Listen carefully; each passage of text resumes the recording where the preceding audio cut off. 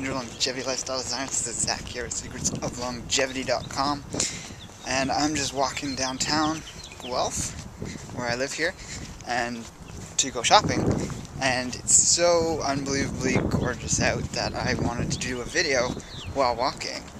And what better topic to do it on than some great liver cleansing herbs that would be awesome to use for the springtime here. So I saw a Chinese doctor briefly, a friend of mine, who took my pulse and had some things to say about the quality of my pulse and what organ systems were strongest for my current state of health. And apparently my liver is in really good shape, so I'm not actually going to be using these herbs specifically, or I might use some of them sometime soon, but I don't need much liver cleansing to be done lately. I'm actually working on my lungs more with some immune building stuff. And probably all the E3 Live and Dandy blend that I've been taking have been very beneficial in getting my liver to that place of such good health. So I'm going to do them in reverse order of not really any particular order, but number one's going to be, in my opinion, the best liver cleansing herb. But the ones leading up to it, vary in quality. I'll sort of describe them, and they all do different things, so it's even good to incorporate even all of them if you really want to take liver cleansing to the next level. So number 5, we'll say, is going to be Burdock Root. Burdock Root, similar to many other herbal roots, have that liver cleansing quality because, well, first and foremost, the flavor.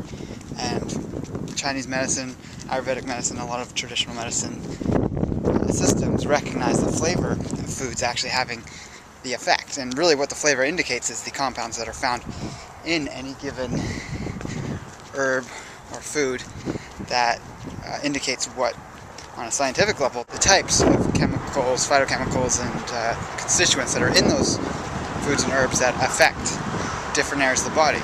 So I'm not too familiar with all of the benefits of burdock root. I don't use it too much myself, but I have found it in the wild. It's very easy to locate. Those plants that have the burrs that stick to you. It's a very hardy plant. I suggest collecting your own wild forms of it, but if you're not able to do that, you can find a link in the drop down menu below where you can get some dried herb. Number 4 on my list is going to be dandelion root. That's the herb that's in dandy blend largely. There's also chicory and other things in dandy blend that's great for the liver, but if you want to use dandelion root on its own, roasted or not, mixed with these other herbs I'm talking about, that's another great addition. Dandelion leaf, I'm going to put in the same category as this. Very great liver cleansing properties. You can eat it raw. This time of year when you got the new shoots, if it's a little later on and the dandelion leaves are a bit longer, you're going to want to juice them or cook them, steam them, fry them, etc. So the way both number 5 and number 4 of those herbs work is that they increase the flow of bile from the gallbladder and the liver into the digestive tract. That's partly the flavor of that bitter, sort of acrid flavor that those herbs have. And if you think of any sort of piping, if you were to compare this to something in your home, if you were to just increase the water flow going through a pipe, any accumulated stuff on the inside of that pipe is going to be sort of pulled out from the flow. So if there's any toxins that are remaining in the liver is a filtering organ, not really meant to be a storage organ for toxins, but can store toxins, of course. So by increasing bile flow, you can help speed up the detoxification process, and that's the idea behind herbs that increase bile flow and how that helps with overall liver health. Now, number 3 on the list is Goji Berries, and largely this is because they're very rich in betaine, which helps the methylation cycle, and this is a little deeper in the way that it detoxifies the liver and actually other parts of the body too. And so any methyl group donors, betaine from beets, goji berries, lots of other foods have methyl donors, and usually foods that are high in sulfur. You've got your onions and garlic and things like that. Betaine specifically is very potent for this, and it's very concentrated in goji berries along with a lot of other wonderful polysaccharides and other things that are beneficial for the liver.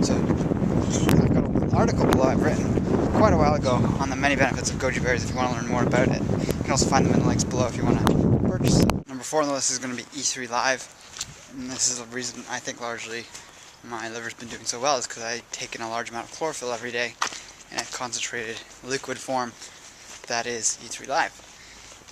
Chlorella is another great source of chlorophyll, a little richer actually than E3 Live, or the Aphanizomenon flossiqua algae, which is what E3 Live collects for their algae products from Klamath Lake, Oregon.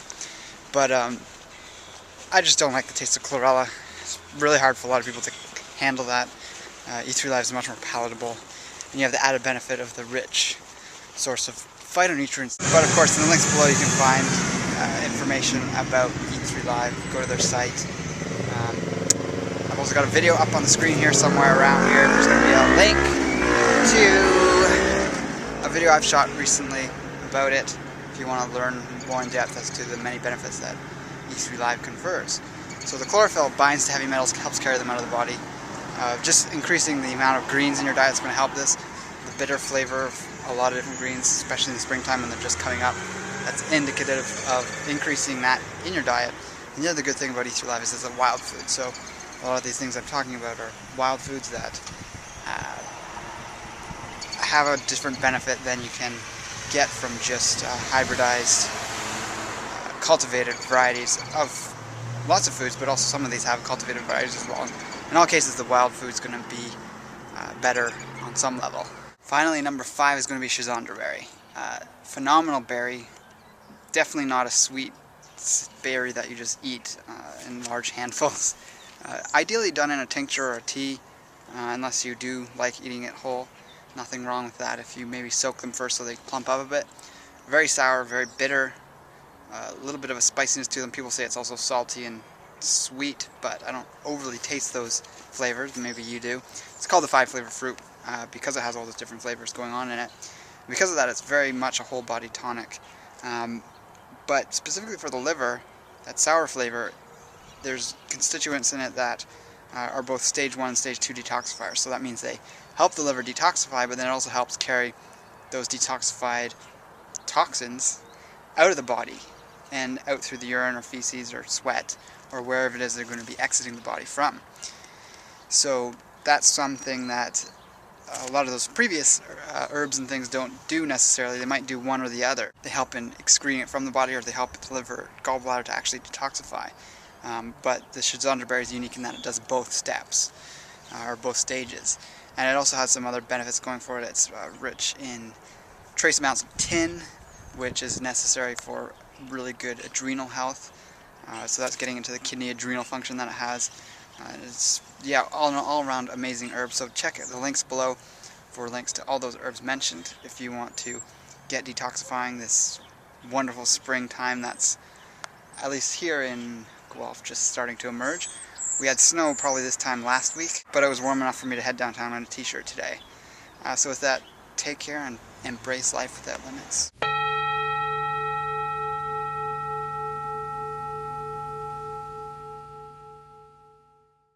Something I wanted to add on to all my points about the 5 herbs that I just talked about is that movement is one of the best things you can be doing for your liver. And again, talking about Chinese medicine and sort of the philosophies around that is they recognize in that system that all the blood is stored in the liver at night. Obviously not every last drop, but the majority of the blood at night goes to the liver to be stored. Most of your blood goes to your internal organs and is more towards the core of your body as you're sleeping.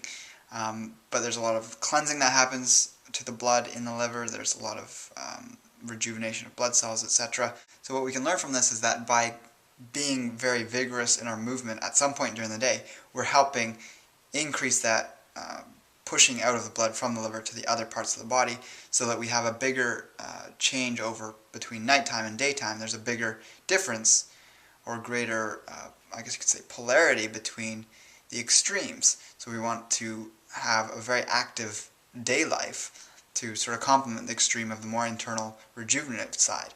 And if you've been very sort of apathetic all winter, haven't been as active as you might have wished, Now's the time to do it as the sun's coming out and the trees are budding, and you can get outside and move and play and get that liver nice and healthy. And that will serve you for the next year to come, because if you want to go seasonally, then you want to work on different organs during different seasons, or to have a general focus. I'm sort of off track in that I'm working on my lungs, which is sort of the fall season at this point in time.